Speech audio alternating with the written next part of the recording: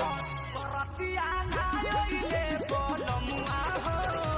ऐसन परमत करतिया ना लला रे कबुआ कराला तो हाथ ही से खाला कबो धरे ओकरा बाई रोगिया हकारी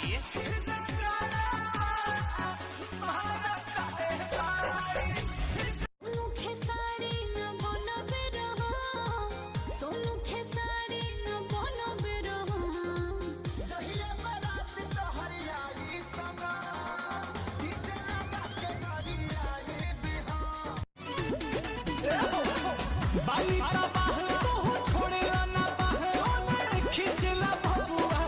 चढ़ा के काहे बड़ हऊ खमह जल सहिया लही का खिला है कि तहरा के बर्फ के पानी रगड़त पानी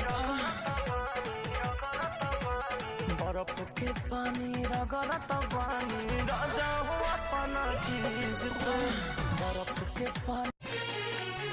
रोजा जाके सुत जला होला कहियो सब नहीं पूरा जरता जवनिया के लहरा हो लागो अरे तोहरा के कैसे विश्वास दिलाई न हो हनुमान सिंह चीर के देखाई पवन जी बनाई ना कहानी प्रकाश को देखिए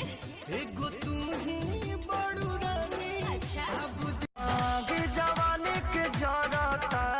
दोनों गोदाम हमर बढ़ता कहिया ले आई बाए राजा मिले के मन बड़ा करता